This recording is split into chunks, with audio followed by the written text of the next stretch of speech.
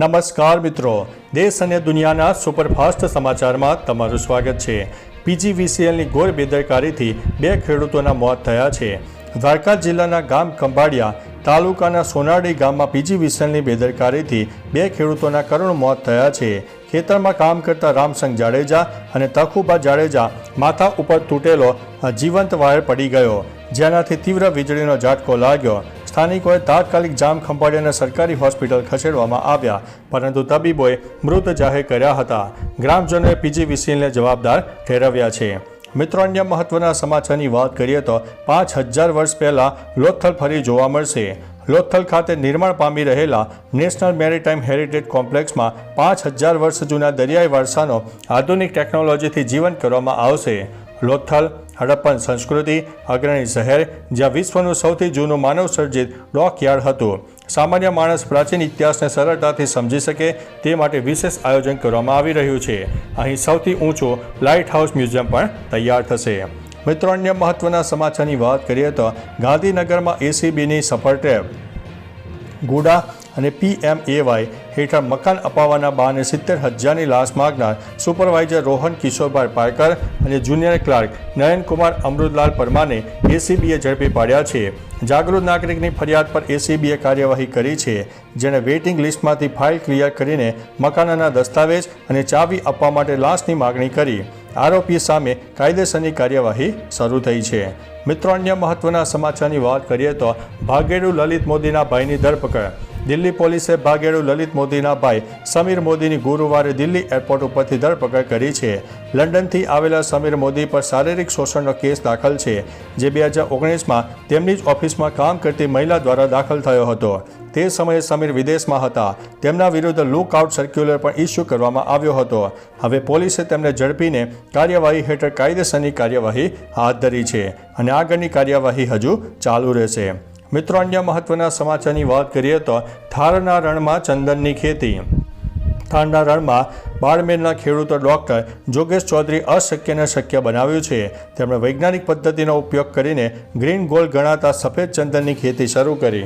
શરૂઆતમાં 900 છોડ નાશ પામ્યા હોવા છતાં તેમણે હાર ન માની અને ડ્રીપ ઇરિગેશન જેવી નવી તકનિકનો ઉપયોગ કરીને 18 વીઘા જમીન ઉપર 1000 છોડ ઉછેર્યા છે।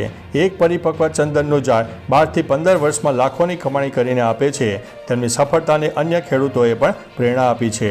મિત્રો, અન્ય મહત્વના સમાચારની વાત કરીએ તો સરપંચ પતિ 75,000ની લાંચ લેતા ઝડપાયો। જામનગરના કાલાવડ તાલુકામાં એસીબીએ ભલાસણ બેરજા ગ્રામ પંચાયતના સરપંચના પતિ દિનેશ તેજા અને હમીર સોલંકીને 75,000ની લાંચ લેતા રંગે હાથે ઝડપ્યા। ફરિયાદીની બેલા ખાંડના વ્યવસાયમાં હેરાનગતિ ન કરવાને બહાને દિનેશે લાંચની માગ કરી। ફરિયાદીએ એસીબીનો સંપર્ક કર્યો અને રાજકોટ એસીબીએ ટીમ જામનગર અને કાલાવાડ રોડ ઉપર માટલી પાટિયા નજીક ટ્રેપ ગોઠવી અને બંનેને ઝડપી લીધા છે। મિત્રો, અન્ય મહત્વના સમાચારની વાત કરીએ તો ₹2 કરોડના ઇનામો જીતવાની તક। વિદ્યાર્થીઓમાં જિજ્ઞાસા અને વિશ્લેષણાત્મક વિચારશક્તિને વિકસાવવા માટે રાષ્ટ્રીય સ્ટેમ ક્વિઝ 4.0 નવી પેઢીની સફર નામે સ્પર્ધાનું આયોજન કરવામાં આવ્યું છે।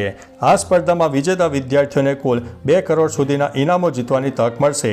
આ વર્ષે ક્વિઝ જુનિયર લેવલ ધોરણ 9 અને 10 તથા સિનિયર લેવલ ધોરણ 11 અને 12 એમ 2 સ્તરમાં યોજાશે। આ માટે 30 ઓક્ટોબર સુધી રજીસ્ટ્રેશન કરાવવાનું રહેશે। મિત્રો, અન્ય મહત્વના સમાચારની વાત કરીએ તો કેમ છો મજામાં? 93 દિવસ બાદ જેલમાંથી છૂટી છે કીર્તિ પટેલ। સોશિયલ મીડિયા ઇન્ફ્લુએન્સર કીર્તિ પટેલ 93 દિવસના જેલવાસ બાદ સુરતની કોર્ટે જામીન મંજૂર કર્યા છે।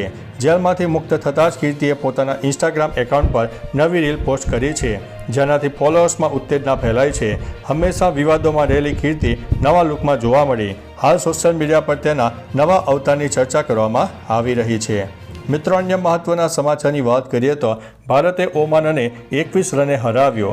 એશિયા કપ 2025ની 12મી મેચ ભારત અને ઓમાન વચ્ચે અબુધાબીના શેખ ઝાયેદ સ્ટેડિયમ ખાતે રમાઈ। ટીમ ઇન્ડિયાએ 21 રનની જીત મેળવી લીધી। પહેલા બેટિંગ કરતા ભારતે ઓમાન માટે 189 રનનો લક્ષ્યાંક રાખ્યો। ભારત તરફથી સંજુ સેમન્સને 45 બોલમાં 56 રન બનાવ્યા। જવાબમાં ઓમાન 20 ઓવરમાં બેટિંગ કર્યા પછી 4 વિકેટ ગુમાવીને 167 રન બનાવી શક્યું। ઓમાન તરફથી આમિર કલીમ અને હમાદ મિર્ઝાએ અડધી સદી ફટકારી હતી। મિત્રો, અન્ય મહત્વના સમાચારની વાત કરીએ તો ફટાકડાનો ઉદ્ભવ ચીનમાંથી। આપણે આજે રંગબેરંગી ફટાકડાનો આનંદ માણી રહ્યા છે તેનો ઉદ્ભવ ચીનમાં થયો છે.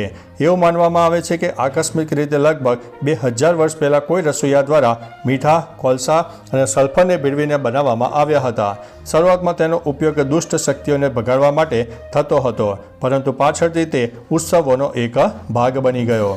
મિત્રો, અન્ય મહત્વના સમાચારની વાત કરીએ તો એશિયા કપમાં ભારતની શાનદાર જીત. ભારતે એશિયા કપના અંતિમ ગ્રુપ મેચમાં ઓમાનને 21 રનથી હરાવ્યો, પરંતુ મેચમાં ઓમાનના પ્રદર્શનની દરેક રમતપ્રેમીએ પ્રશંસા કરી છે.